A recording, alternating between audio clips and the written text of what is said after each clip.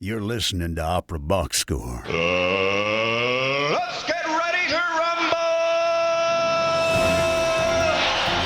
rumble! Wherever you are, however you're listening, it's America's talk radio show about opera. It's Opera Box Score. I'm Weston Williams, joined by Oliver Camacho and Matt Cummings. All right, this week we go inside the huddle with conductor Alan Pierson, whose band Alarm Will Sound collaborated on friend of the show David T. Little's What Belongs to You, based on other friend of the show Garth Greenwell's novel of the same name. Alan joins the OBS to give a tour guide of the acclaimed opera, sampling the brand new recording, which features yet a third friend of the show, Karim Sulayman. Plus, in the 2-minute drill, more hard-to-read developments out of Interlochen, the RBO gets nervous about its finances, and Jonas Kaufmann hates AI almost as much as I do. Make sure you subscribe to our podcast on Spotify, click follow. On Apple Podcasts, hit the plus sign. You can also stream episodes of OBS every Saturday at 10 a.m. Central at amplisoundsradio.com. Email us your hot takes by writing to mailbag@operaboxscore.com or upload a voice memo using the You Got Something to Say tab on our website, operaboxscore.com. However you contribute, you'll get an OBS beer coaster, an OBS lapel pin, and a #1 OBS fan foam finger just for sharing your own hot take. Oliver Camacho is not actually in the room with us right now. He is pre-recorded on that interview with Alan Pierson, but you know who is here? The one and only Matt Cummings. It feels like Mom and Dad trusted us to stay home alone in the afternoon while they just had to go into work for a little bit. Like I was given my dad's credit card and now I've, gone and bought a booklet signed by Karl-Heinz Stockhausen. That's true. It did come in the mail today. And he told you were allowed to order 2 pizzas, but that he was expecting a receipt. So I just hope you can justify that write-off. You know, I'm just glad that I don't have to suffer through any more sort of tennis updates, unless, of course, you have something in your back pocket I'm not aware of. I was literally Googling tennis next, when is, as we were logging into this, so that I could keep all of Oliver's fans happy to let you know that the next major tennis tournament, which you probably already know, is the US Open, and that is at the end of this month, which is crazy because that means that summer's almost over. Anyway, that is wild. My existential crisis coming to you after this. We have lots of existential crises coming, but first, let's talk some opera. Huddle up. Let's go inside the huddle. Alan Pierson is artistic director and co-founder of Alarm Will Sound. Hailed by the New York Times as, quote, one of the most vital and original ensembles on the American music scene. And frankly, I agree.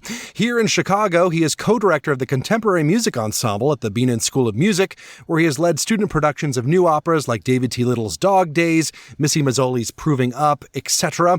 Last year, Alan was part of the team of creators that won the award for Best New Opera for What Belongs to You from the Music Critics Association of North America.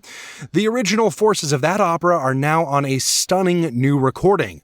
Oliver talks to Alan about Alarm Will Sound, the pedagogy of contemporary music, and inevitably how hard he cried listening to What Belongs to You. Welcome to Opera Box Score, Alan Pierson. It's so nice to meet you. We're eventually going to talk about What Belongs to You. I just finished listening to it the other day, and I was gutted by it, and we'll talk about why. But let's begin with one of the things you're most known for, which is your band, your 20-piece band, Alarm Will Sound. If you go to the website for Alarm Will Sound, nothing looks like anything else. Everything looks different. The players that are being used, the space that's being used, the instruments, what the audience will experience. So no two shows are alike. Yeah, that is very much by intention. That is one of the great fundamental, I think, productive challenges of Alarm Will Sound is that, sort of contemporary branding makes you want to tell people like, oh, if you saw this thing we did, you're going to love this next thing that we're going to do. And, I think if your tastes are as broad as ours are, maybe that's true. But for some people, a perplexing thing about the ensemble that the projects we do look so different. And that's by design. Part of what's exciting about the artistic world we live in is the range of different kinds of music making that are happening. And we, really want to engage with the broadest range of that we can. We won our Grammy for Donncha Dennehy's Land of Winter. Donncha is one of our deepest, longest partnerships. And we're now embarking on a project with Square Pusher and a project with Jalen and all sorts of other things that are connect us to very different places in the musical landscape. And that is part of what we love to do. Well, you can understand for somebody like me how, like, I listen to a lot of singers, I attend auditions, I might be a panel on competitions, how frustrating that could be when we are trying to, obviously expand the canon and get, contemporary music as part of the training of the American singer. But how do you do a piece like David T. Little's Soldier Songs or Black Lodge, is that what's called? But, how do you excerpt something like that when the forces needed to perform it are so unique that it really can't be put on a piano, Yeah. No, I think that's a huge issue with opera, singers learning arias or excerpts from great operas now, is that some of them just don't make sense on a piano. So how do we address that, and how do we give this music a chance to make it into mostly the conservatory circuit and young artist circuit if it's actually so hard to put together unless you have Alarm Will Sound at your beck and call, I think there's so much great music being written for singers now that speaks to what's happening. That's exciting in the opera world. That I think despite these challenges, I think there is lots of music that that young singers can do and learn with a piano. And actually, Beth Morrison Projects just put out this songbook for their. Is it like the 24 Italian songs and arias? Yeah, right. Put out this songbook to celebrate their 20th birthday. And it's meant to address exactly this, to create, it's a bunch of music for voice and piano. It's an anthology. So, yeah. It's an anthology. Yeah. And it's got, has songs by David T. Little and Missy Mazzoli. And, it is meant to address exactly this and make this repertoire more accessible to young singers, which I think is really exciting and really important. Well, the work that you do definitely is the composer trying to find the newest way to express something. And sometimes it involves extended techniques or, where you place the audience or,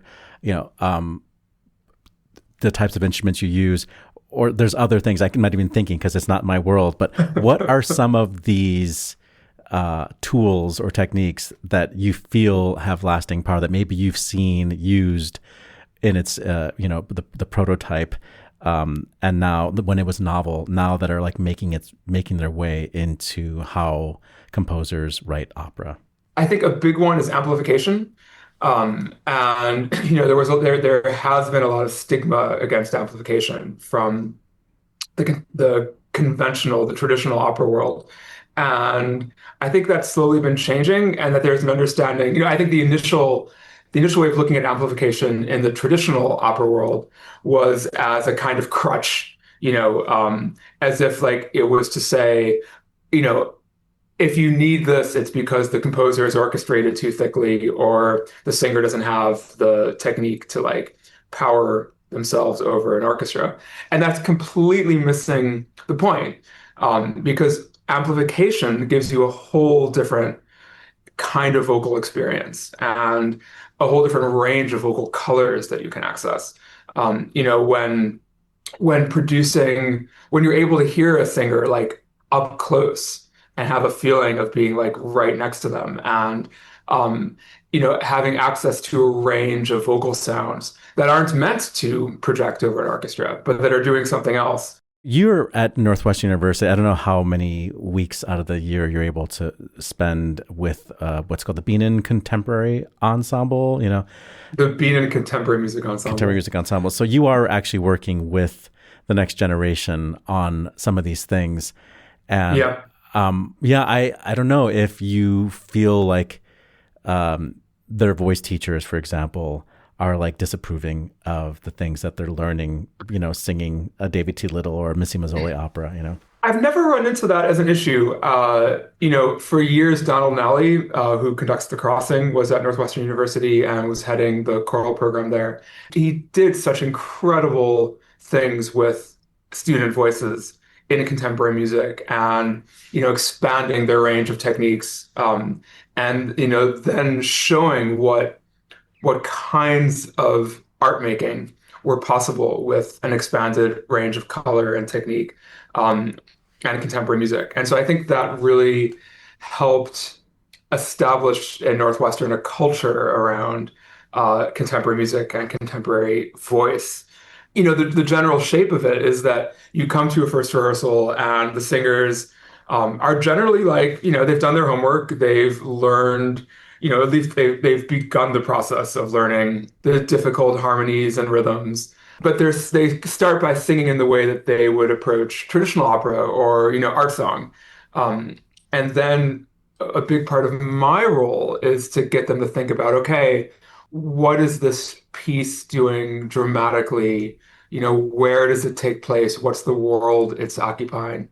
And what are the kinds of vocal colors that calls on?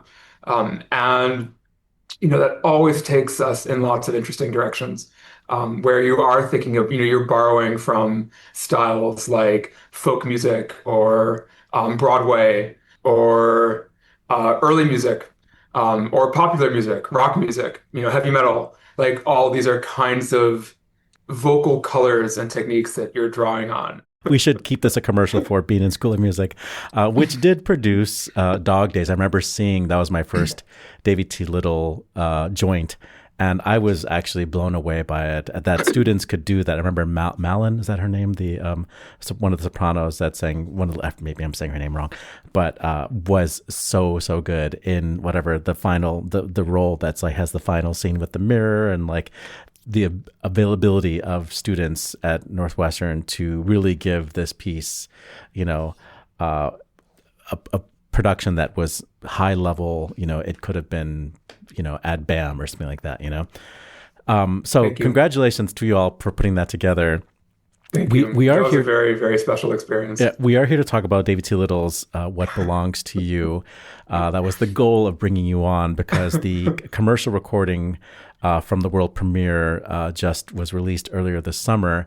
And I knew that I was going to like this thing because I'm a big fan of David T. Little. I am a fan of the book. I think I already interviewed Garth. I think it's for a gay man like myself, it's a must-read book. Absolutely. And then Karim, who's also a friend of the show, I've known his work as a singer of song and a singer of Baroque opera and a singer of Baroque music. And the reason why I love him in song and in Baroque music is just the level of detail and the inventive phrasing choices. And I was worried that all these things would be just too many elements where I didn't know what to focus on, because there are so many things that could be good, but if they all try to do their own thing, they could, it could become a mess. And listening to this recording, I didn't want to stop it. Once I started, I was like, I need to finish this. Like, you're listening to like a good audiobook. It felt like a sung audiobook in the best possible way, like with great scoring and great climaxes and moments of like, oh, I just want this chapter to last forever because this chapter is so good, but then it has to change because it's opera. So I'd love to hear about your collaboration with David and maybe what you helped, if you helped him give ideas for orchestration with Alarm Will Sound. And if you could maybe give us some highlights for the audience who haven't listened yet, what to listen for. I know it's a lot of question. There's so much to talk about in that. Well, maybe I'll start by just talking a little about the genesis of the project, which is deep and goes back a long time. Garth and I actually went to music school together. And Garth was my best friend for years and years and years. We would talk on the phone every day, and we were very close, at the time when Garth went to Bulgaria to teach English there. And actually went over with him and helped him. I brought Garth's cats to Bulgaria with him when he was first moving there. So, we have these very deep roots. Um, Kareem and I went to music camp together in 1992 at Northwestern University. And so I had some of my first experiences with new music, with Kareem. Kareem sang in a piece of mine when I was 18 years old as the tenor soloist. And then we went to Eastman together. And, at Eastman, I was Garth's, we called it chamber partner because Garth didn't believe in using the word accompanist. He thought it was too diminishing of the pianist. So I was Garth's chamber partner, and we tore through, so much song repertoire. Because Garth used to be a singer, just so everybody knows. Garth, right. I should give that context that Garth, before he was a writer, Garth was a singer. And already, Garth was so smart about language and line. And, I learned so much with Garth and from Garth about how to think about the relationship between text and music, and how to really think deeply about text and its expression. And Garth and Kareem were in the same vocal studio. Garth and Kareem were both students of John Malloy at Eastman, and so I would go to those classes and and lessons and play for Garth and hear Kareem. So the three of us have these very deep roots that go back decades. And then David, I got to know. I'd heard about David when we were both, young artists in New York. And then I used to conduct this wonderful composer vocalist training program at Carnegie Hall that was run by Don Upshaw. At Bard or?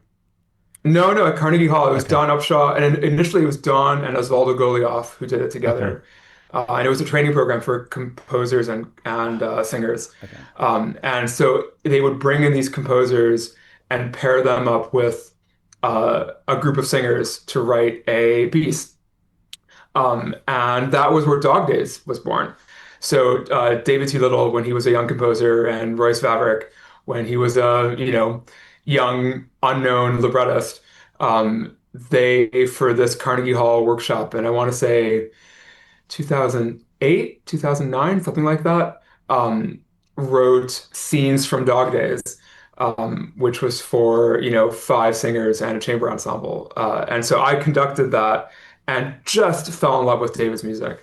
And I was so impressed, right off the bat with his ability to create a dramatic scene in music, through music, to create a score that was like, that had the kind of dramatic pacing of a play that was really well directed, uh, in which every moment was just so smartly supported with music, and to create these long dramatic musical arcs. And I just saw in those 20 minutes of Dog Days very clearly that here was an artist who was doing something really important. And so then I started trying to work on making a premiere of the full piece happen, and which then I conducted at Montclair State University at their Peak Performances series, and then went on to tour and record with David. I remember shortly after What Belongs to You came out, that Garth and I started talking about the idea of making it into an opera. It seemed so clear, because of the writing, which is so grounded in Garth's own sense of, music and lyricism, and the dramatic shape of the story, that here was a book that really could be a great opera. And so I started talking with Garth, who's incredibly knowledgeable about music, as anyone who reads his Substack knows. We started talking about finding the right composer to make it into an opera, and I thought David would be the right choice. I remember at first Garth, and to some extent me, having a little bit of doubt because, in Dog Days and in Soldier Songs, which were the vocal pieces of David's that, I knew at that point, the writing was so much, there was so much, rock music and metal and musical theater in the writing. And it was really clear to Garth and to me that What Belongs to You needed different colors. Um, but then to discover, what David did with like JFK, and to see how his voice was developing, I became really convinced that David had the kind of range that meant that he would know and find the right kind of colors, the right kind of instrumental textures, the right kind of singing for Garth's story. And so I gave David the book and said, "Hey, I think you should check this out. I think it'd be a really cool project for us." It was David who thought, "Hey, I think Karim's the guy for the narrator. What do you think?" And we were like, "Oh my God, Karim, yes, absolutely. Why didn't we think of that?" Um, and I remember very early on in the process, David started talking about the song literature as being the heart of the music that he imagined making for What Belongs to You. Because it is one person story. It is a single narrator sharing their experience with the audience. And we knew early on that it was going to be a one voice opera.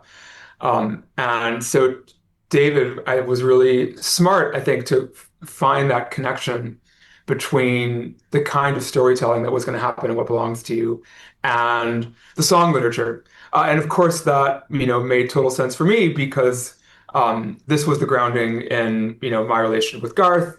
It was so deep a part of how Garth thought about music and lyricism and prose and poetry.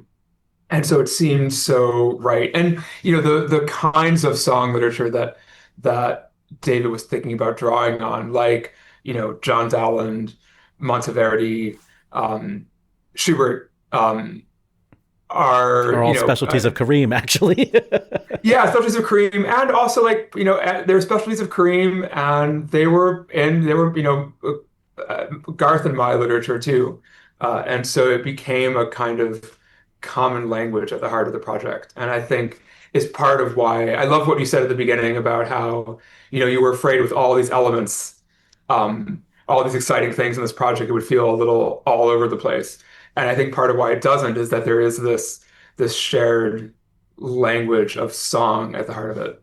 Yeah, I mean, this is going to make it very personal, but I feel like Garth is a very special type of man, like sensitive and artistic and lover of fine things. And, Yes. He's kind of an old school gay, like, Yes. And I think for somebody who's my generation, I feel very seen by Garth's just level of taste.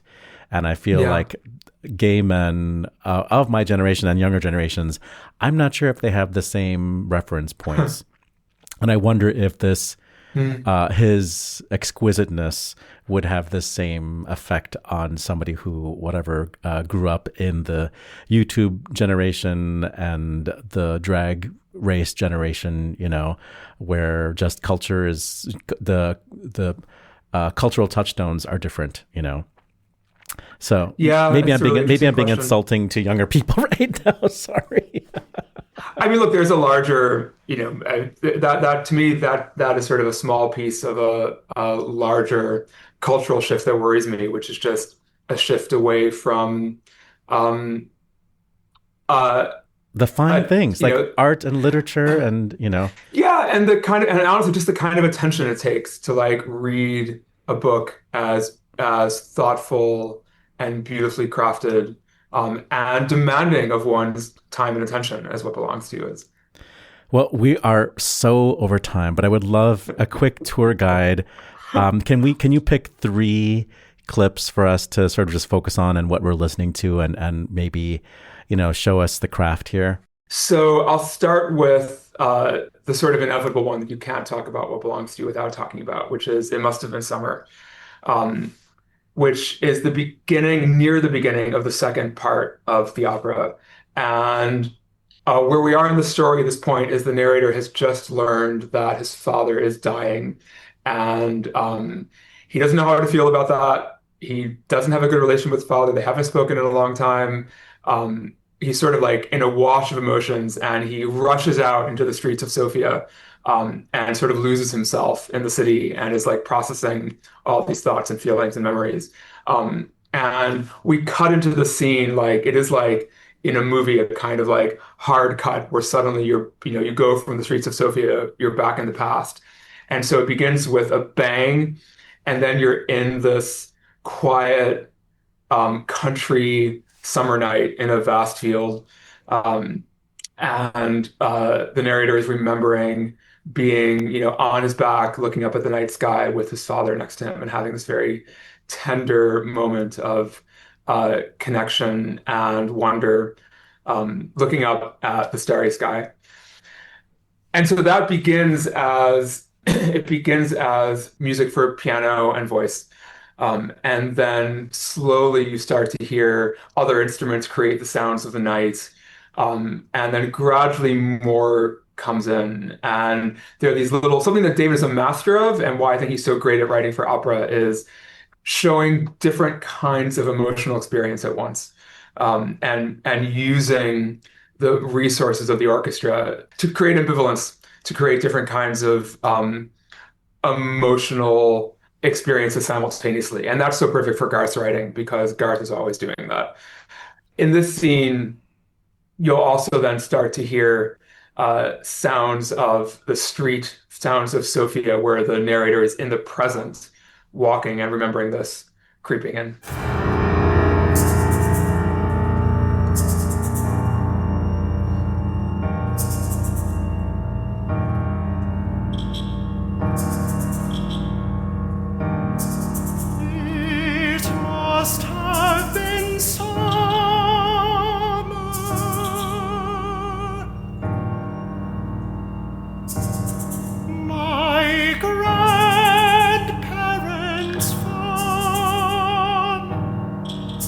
My father lay beside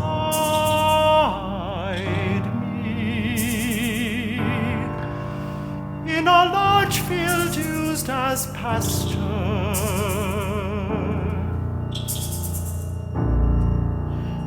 The air was cool as the ground released day's heat in long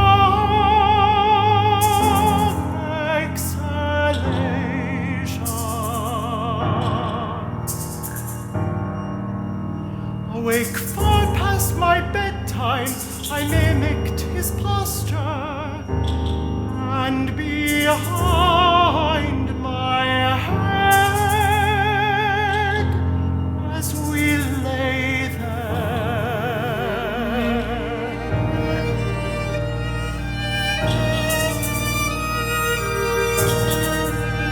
and I listened to his voice direct me to the stars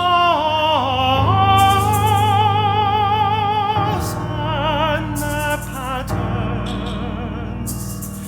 Cassiopeia, Big Dipper, Little Bear. So the next is a scene from a little later in the opera where the narrator is still walking around Sofia, is continuing to remember his past, and is now remembering his first experience of love. And so this is a scene, this is an excerpt from the aria, The Best of Me Was Words.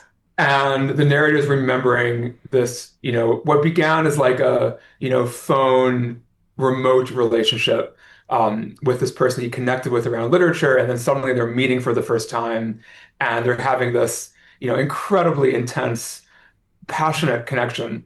And they've been talking and talking and talking, and now we're heading into the night. And they also, there's a parallelism here between this and the previous scene. They end up on their backs looking up at the sky. And then they end up in the narrator's bedroom at home.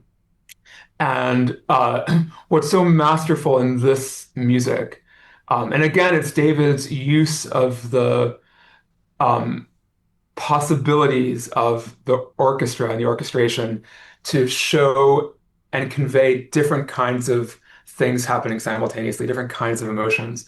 And so on one hand, you're hearing the warmth and the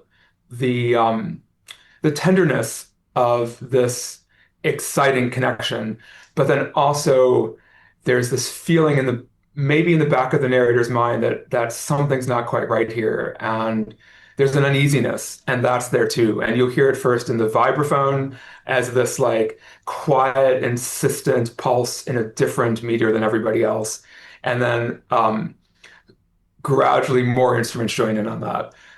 So it becomes this sort of uneasy thing in the background that is just always sort of quietly, uncomfortably there.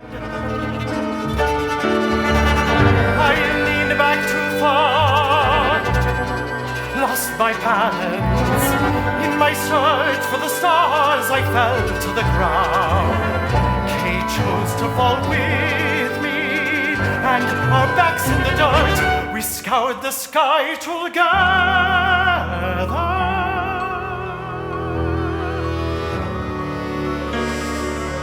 Later that night, in an uneasy waterbed, he would ask me to rub his back, and I did. To reach under his shirt, rub the skin itself, rub his neck down the column of his spine, and I did, and I did, and for the first time in our friendship, our constant chatter ceased.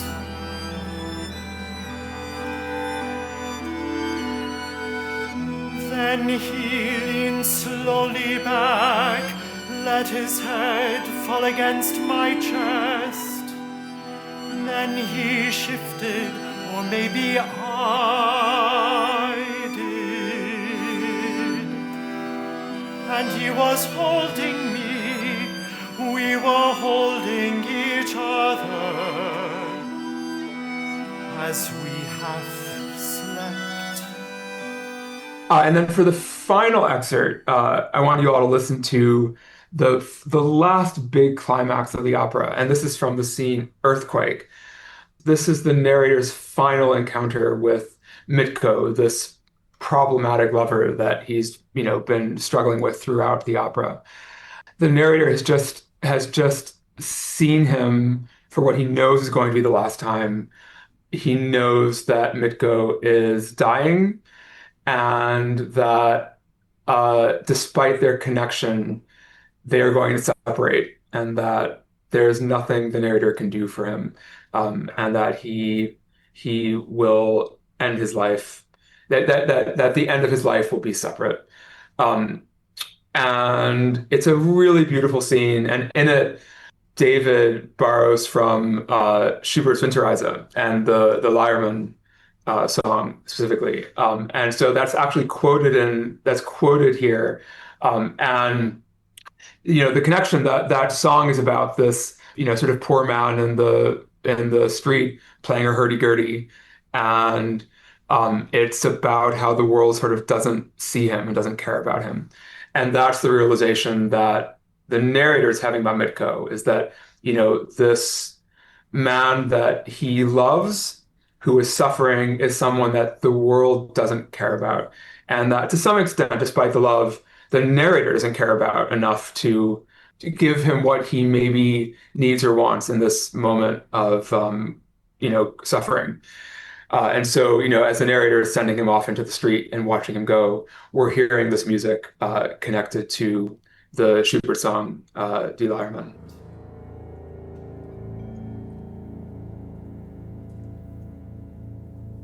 And I held him in my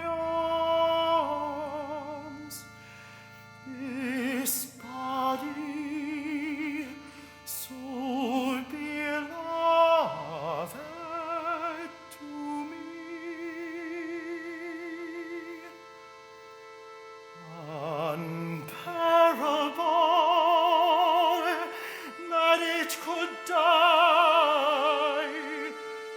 dissolve into dust.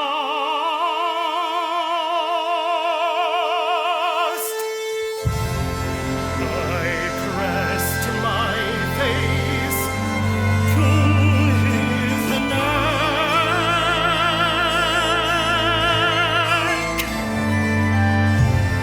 and breathed him in his familiar scent.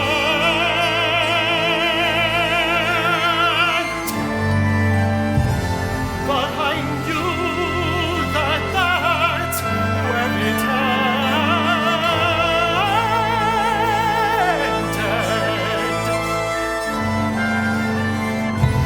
That the death he faced, he must face alone.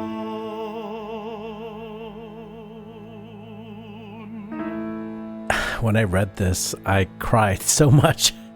And hearing it in this opera, it brings back those feelings again. And I don't know about your personal life, and the audience doesn't need to know that much about mine, but there is this experience for gay men of a certain generation who, fall in love with something that is dangerous and, youth. You fall in love with youth, and you put yourself through things for the sake of desire.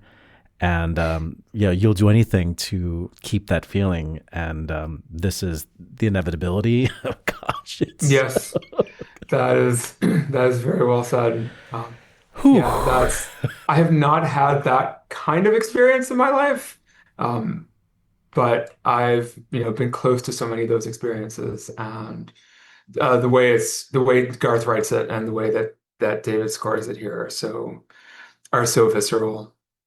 I think one of the most important and most interesting choices that David made in What Belongs to You is to have the ensemble serve as a chorus. Yes. It's like Orpheus in the Underworld for a minute there. And it's such a brilliant choice. It is a single singer opera, and which makes sense. Like the story is so centered on the narrator's internal, subjective, personal experience. And so, we're spending the opera hearing that. But then there are these moments where David felt like the person that the narrator is dealing with needs to be personified on stage in some way. There are these like central antagonists in the opera, Mitko, the complicated lover, and the father, who are so present and who in these moments are so intensely experienced by the narrator as they say these like really terrible things that we need those voices to be on stage. We can't just have the narrator telling us about them. We need to hear those voices and see the narrator reacting to them. And David's ingenious solution to that is to, in these couple of moments, turn the whole orchestra into a chorus that speaks in a single voice, and says these devastating things to the narrator. And so those are really special moments in the opera that deserve special attention. Well, if that doesn't get people interested in listening to this opera, I don't know what will. We have to end our conversation, but I wanted to give you a chance to talk about your upcoming Armory show. Well, you were talking earlier about Alarm Will Sound and the theatrical work that is such a thread of what we do. And it's and What Belongs to You is part of that. It's been at the heart of our work since the beginning to think about, music as a total experience. And that's manifested in our, theater piece 1969 and, collaborations like John Luther Adams' 10,000 Birds, Mary Kayumjian's Paper Pianos, which is also another opera that's coming out on recording in just a few weeks. And now in this installation we're creating around Steve Reich's music for 18 musicians to celebrate the piece's 50th birthday and Steve Reich's 90th birthday.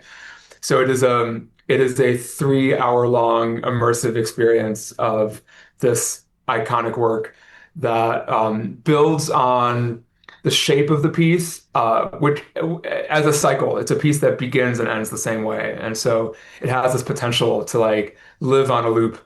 And that's how I used to hear it. And I think so many of us who fell in love with that piece as kids experienced it that way. Just like, on our CD players on a never-ending loop. It was the soundtrack to our lives, to my life, and felt like this music that had always been there and would always be there.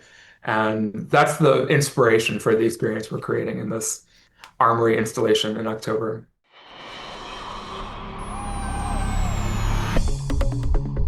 This just in.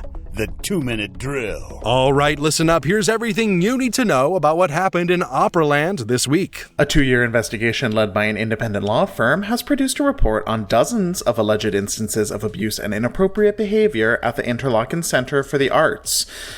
The alleged abuse took place at the hands of 47 different adults at the institution, including Jeffrey Epstein. The 97-page document describes first-hand accounts from the 1950s through the 2010s, based on the testimony of 120 former students. In a statement published alongside the report, Interlochen officials said they would work with authorities to, quote, determine if there's a viable pathway to prosecution or other steps that could be taken to promote accountability or minimize current risk to students at other institutions. Meanwhile, a new petition is demanding transparency from the Royal Conservatory of Toronto in the wake of sexual abuse allegations against piano teacher Boris Berlin earlier this year. Quote, the school has finally commissioned an overdue investigation into its lengthy history of instructors sexually abusing students, many of them minors, reads the petition, yet its leadership has thus far refused to make a commitment to publish the results of that investigation. Without doing so, it provides only a veneer of accountability without doing anything to redress the wrongs of the past or prevent them from taking place in the future. The Royal Ballet and Opera needs an investment of at least £20 million a year for the next 10 years for urgently needed repairs to the building, according to a new report on the company's financial and infrastructural health. RBO remains profitable, but has weathered a number of financial bumps over the last few years, including the need to pay off COVID-era loans, Arts Council England defunding, as well as increased costs due to Brexit. While we are currently in a good position, we're operating in a challenging environment, summarized the report. We must be more efficient now to remain financially sustainable in the long term. A new book titled Die Biografie über Jonas Kaufmann, der Tenor aus München, has been called out by the tenor of München on social media for being completely unauthorized and almost certainly AI-generated. The author of the, quote, biography, and that's Jonas Kaufmann's scare quotes there, not mine, is a Samuel Scheidt who does not appear to be active in the music field in any serious capacity, with all due respect to the famed but dead Baroque composer of the same name. And, speaking of AI-hating Germans, the new ring cycle at Bayreuth has been met with audience disapproval for its inclusion of generative AI in the set design. The production included projections of images that included AI interpolations of the World Trade Center after 9/11, montages of previous Bayreuth ring performances, and a postage stamp commemorating German reunification. The musicians reportedly received warm applause at the curtain call of Götterdämmerung last week, while director Markus Lobes and his team got only boos. Opera houses across Germany, including the Bayreuth Festival, are commemorating Jewish artists who were persecuted and expelled from opera houses during the Nazi era. Verstummte Stimmen, or Silenced Voices, includes a website presenting the stories of the victims in their historical context, as well as live events commemorating these artists held at Hamburg State Opera, Staatsoper unter den Linden, the Stuttgart State Opera, and the Semperoper in Dresden. Apple Classical is honoring the 150th anniversary of the first full performance of the Ring Cycle. Geez, Weston, who did you pay to get all these Ring Cycle stories in this week? With a listening guide synced to OBS Hall of Fame George Schulte's iconic recording with Decca. The guide includes 45,000 words of commentary, those are available in 6 different languages, created over the course of about a year by a team of editors. Apple also plans to release artist commentary playlists later this month featuring friend of the show Lisa Davidson, conductor Antonio Papano, historian Tom Holland, not that Tom Holland, and Dominic Sandbrook. Calling all Canadians, Vancouver has unveiled plans for a new performing arts district, which would include a 400 and 850-seat hall for small recitals, a 1,750-seat concert hall, and a 2,000-seat stage for opera and ballet. If approved and funded, construction could begin as soon as 2029. Quote, "This vision reflects a historic opportunity to give Vancouver's artists and audiences world-class performance venues they have long deserved," said Vancouver Concert Hall and Theatre Society Chair Suzanne Anton. "This project would unlock our city's creative potential." In trade news, Nationaltheater Mannheim has appointed Elena Zavara to be the company's new artistic director. She will succeed Albrecht Poulmann beginning in the 28-29 season.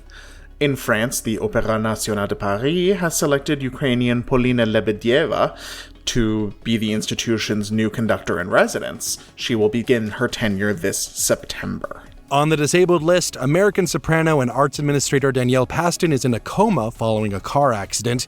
Pittsburgh Festival Opera's general director Marianne Cornetti announced the creation of a Support Now fund to help Paston and her family. We'll link the donation page on our website. Exit-stage right Italian baritone Angelo Romero has died at age 86. Romero made his debut in 1966 in the title role of Monteverdi's L'Orfeo, but he became known for his interpretation of the Barber of Seville's Figaro in particular, alongside other Rossini roles.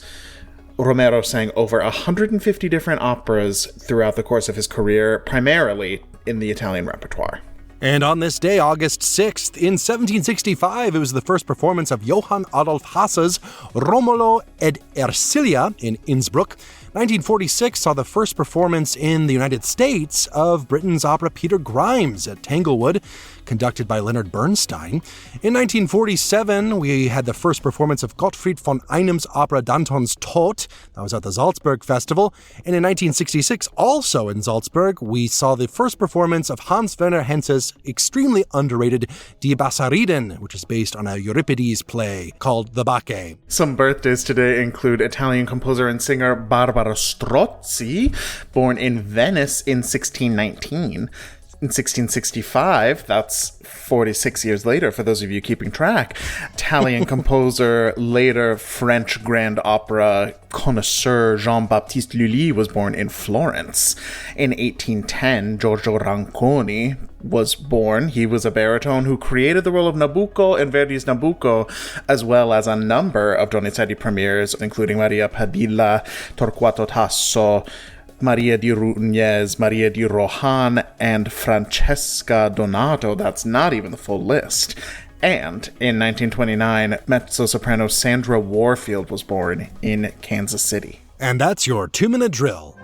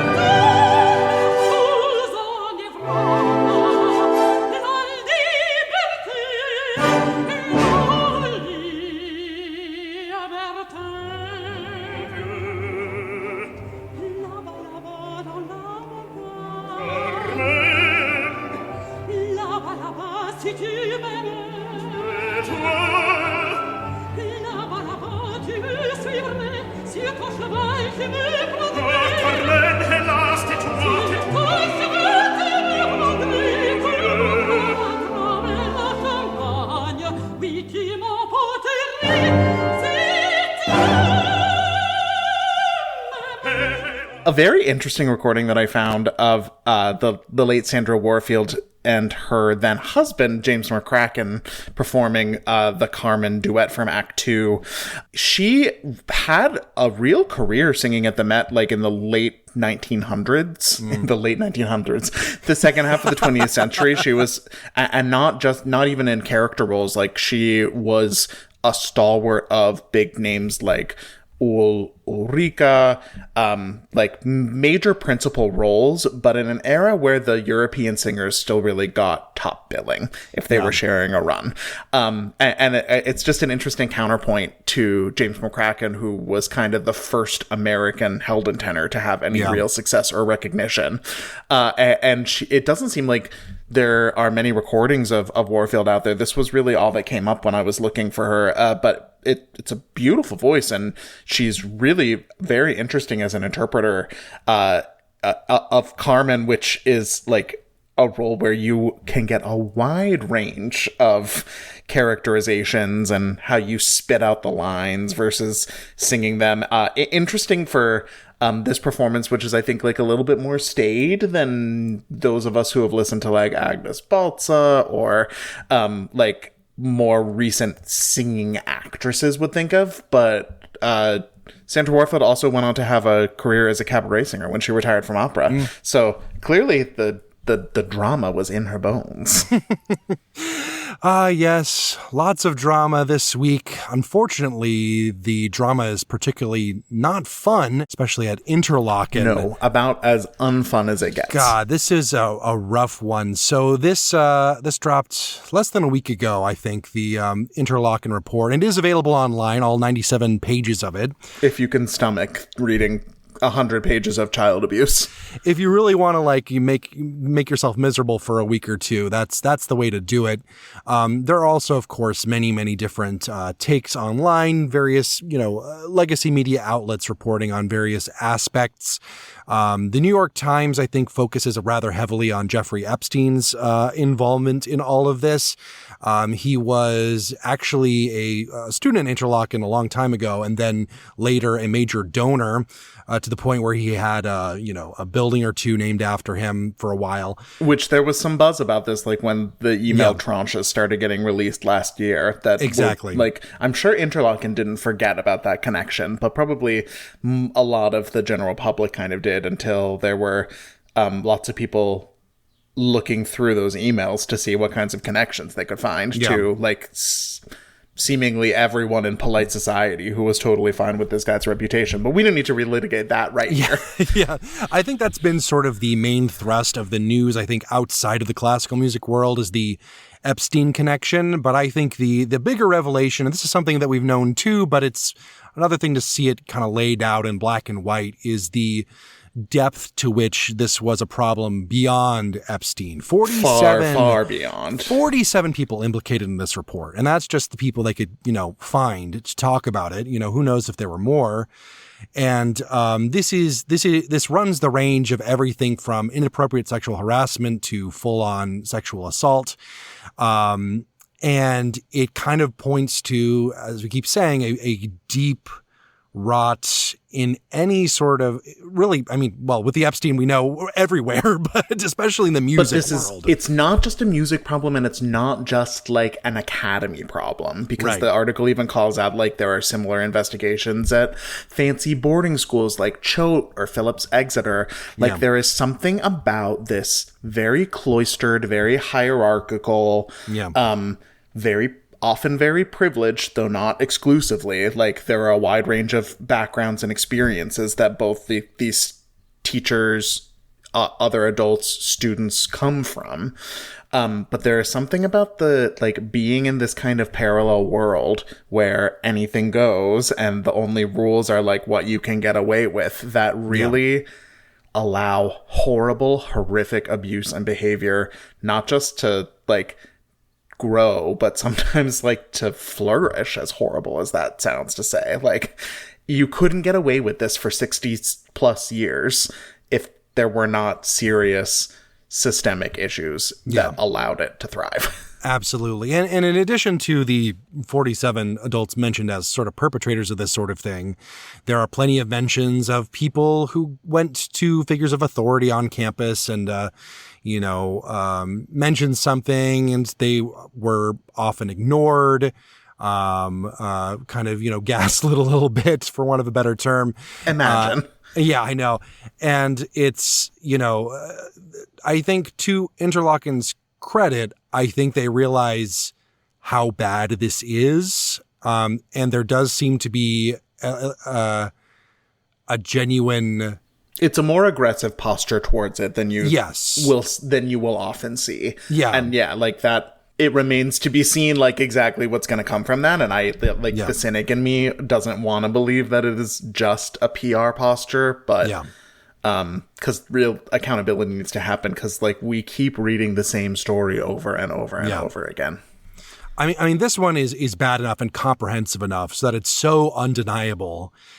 Even since the start of the Me Too movement, I think we've seen individuals get held accountable much more easily than institutions. Institutions still seem to have the ability to sort of sidestep and like be like, we didn't know, or like, you know, let it sort of like go over. But this is so comprehensive in such a horribly fascinating kind of way that it does seem like, I mean, I hope it's more than rhetoric is essentially what I'm saying here. Like the rhetoric, I think, is much more in line with, I think, what the solution needs to be. It needs to be cracked down on in a much more significant way.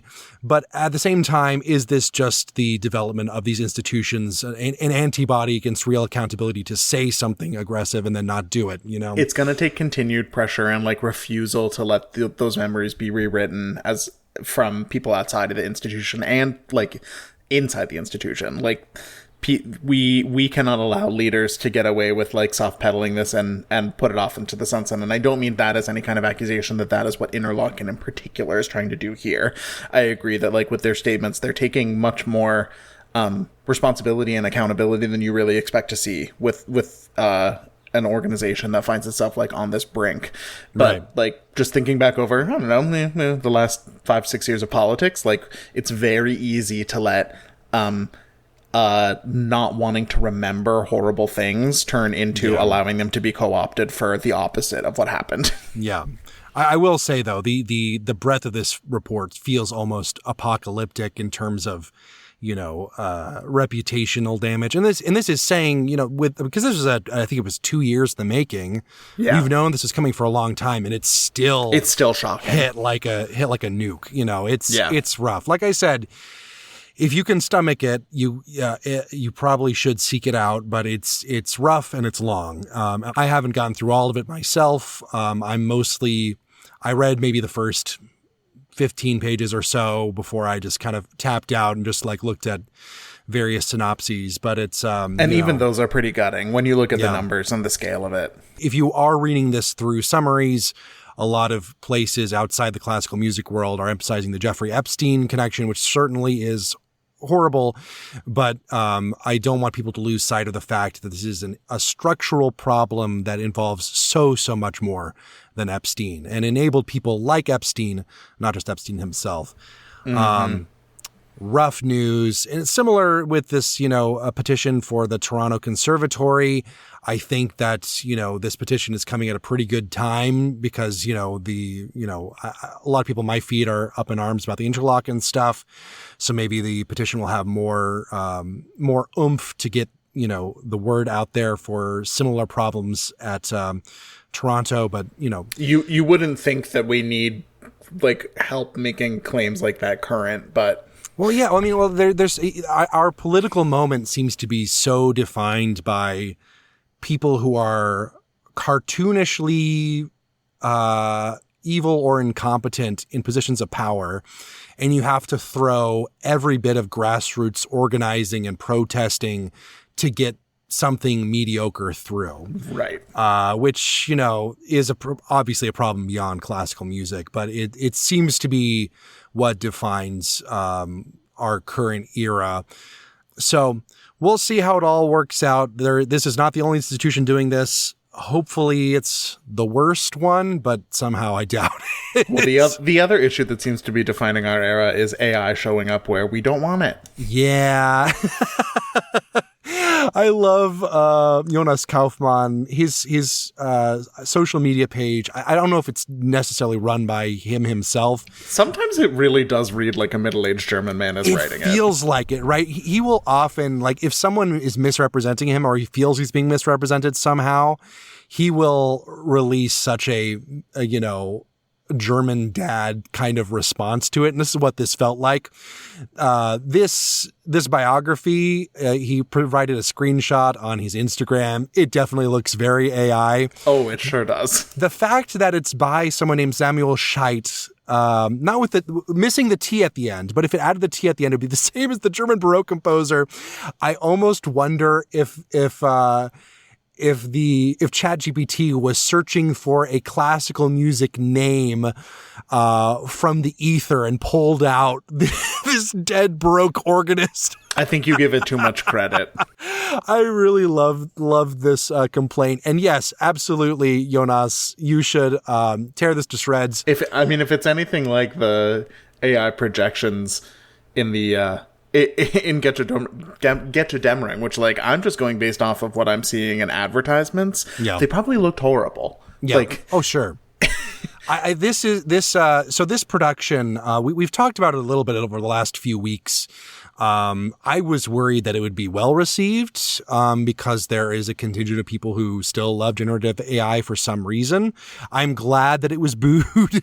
I think, to the small credit of the director, from what I've read, it seems to be some sort of commentary on generative AI, and it's hard to say from, like, the little bits and pieces I've seen on the internet, but there seems to be some people have read some sort of anti-AI sentiment into the use of AI, which, you know, is, I guess, is somewhat admirable, but the use of it as a major part of the staging is certainly, you know, provocative in the way that one would expect from a Bayreuth production, but at the same time, not worth it. I am so vehemently against its use, even to critique it.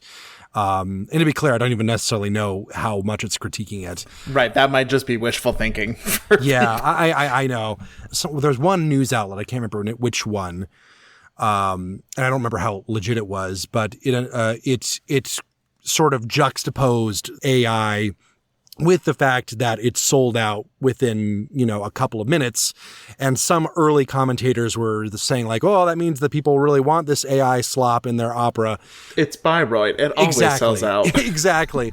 And so that's not really valid, but I am glad, I was somewhat relieved to see that my suspicions were confirmed, that there was not an enthusiasm to see this kind of thing. Now, I've seen things booed at Bayreuth that I would not boo, that are generally provocative. That is the other thing. It's like, well, I don't actually want to put too much trust in what the German opera-going attendees choose to boo or not boo, because that might back me into some corners that I don't want. But I am glad that it was negatively received, because I think that there is a lot of positive word of mouth. I think it's started to break containment in the last 24 hours ago outside of... Is it going full Chalamet? I don't think it's going full Chalamet yet, but maybe if you're listening on Thursday, it might have gone full Chalamet. But I have seen it shared by some people who are not fully in the classical music world, gloating about how AI being used in this random opera company in Germany was being booed. This random opera company. Now, Weston, what do you think the Bayreuth attendance reaction would be to the Apple Classical Ring bonus features? I think they would probably boo it. They would probably say, we know this already. We know this already. I think this is personally really cool. I think, you know, Apple Classical, we've talked about several times, in our world of streaming. I think that Apple Classical is very interesting for a number of reasons, because it still says that there is a large company that thinks it can find some profit in classical music somehow. By being the only player in classical music, perhaps. Perhaps. But I also think that one of the problems with listening to something via streaming is that you don't get the sense of ownership that you traditionally have with physical media, which means the way you relate to it is very different. And that's particularly important in the field of opera, where it's so important to have a libretto, to have notes. To have that big box set full of glossy pictures. Absolutely. I love a glossy picture for sure. So many scarves have been photographed. There was an era, I think, with the, I want to say it was EMI. No, I don't, was it EMI? I don't remember. There were one of the secondary labels had a whole era in the aughts, I believe, where they started releasing CDs without a physical libretto, but they had a link to their website that you could read the libretto on. However, it stopped working after a couple of years, so those were completely inaccessible. For a while, they would let you download it into your iTunes library too. Yeah, which is cool. And I think this is something that you can do with technology where you have this level of commentary, you have access to librettos, you have access to bonus features digitally that, could really open things up for a lot of people.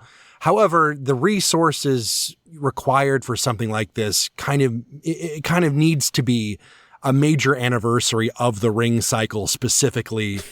Something like the Ring cycle, which is, like, on the one hand, at least we're getting this and not like, hey, you know about that Lord of the Rings thing? Let's talk about the original Ring. Hey, you fellow kids. What I want to know, though, is are they going to have the bonus feature that I have always wanted for Ring neophytes, which is like a pop-up video of what all the motifs are to remind you of the name of them. That. Like, oh, this is your Schwert. Oh, this is... I am considering sitting down and doing a full listen through and commentary read through if I can find 20 odd hours between now and the end of the month. But I will report back if I find myself with enough time to do that. If I see that any of those editors' names are Samuel Scheidt, I'm signing off. Let's wrap this show up. Good call. Bad call. On Opera Box Score. Good call, bad call. That's how we end the show. I'll start with Matt Cummings. If you're looking for anything else to listen to around consuming all 45,000 words of Ring Cycle bonus content from Apple Classical, you simply must check out Renee Fleming in her Tiny Desk performance alongside Bella Fleck. It is yet another genre that this woman has conquered, and I will leave it at that. I have a bad call, not to Janine DeBeek, but about Janine DeBeek. She posted on her Facebook and I believe Instagram as well a rather racist comment she received on, I think, one of her videos, saying that Janine DeBeek singing in Alcina was a, quote, job creation program of the Bavarian State Opera for unemployed migrants. Talk about not wanting to agree with opera audiences. I know. They said that Alcina should be, quote, Snow White. And Janine DeBeek turned it into a good call for me, I think, because she replied to this commenter and said, "This is why I continue to sing and use my voice for peace and change." And then she screenshotted it, did not censor the racist person's name, and posted it on her Instagram. And you know what? I say hell props to yes. you, Janine DeBeek. I love Janine DeBeek. It's giving Odyssey discourse. It really is. It really is. I think Janine DeBeek is incredibly classy. I think her interpretations of Handel specifically are some of the best. She's such an exciting the artist. World. I saw her years ago as Kate Pinkerton, and it's like, when you can draw attention as Kate Pinkerton, that's a star. She is absolutely incredible, and I support her no matter what she does. That is it for this week's edition of America's Talk Radio show about opera. Make sure you subscribe to the show wherever you get your podcasts. Get your voice heard and find links to stuff we've talked about at our website, operaboxscore.com. That's also where you can put your money where our mouths are. Give back to the OBS using the Support the Team tab. Your announcer is Norm Waddell, your creative consultant is Oliver Camacho, and your audio editor is me. The executive producer of the OBS is George Cedarquist. For co-host Matt Cummings with guest Alan Pierson, I'm Weston Williams, asking you to continue the conversation about opera with a Ouija board connected directly to your favorite German Baroque composer. We're back with an all-new show next week when Oliver returns with a suitcase full of interviews from Santa Fe, plus you get more opera headlines, more hot takes, and 45,000 more words of Ring Cycle commentary. Join us.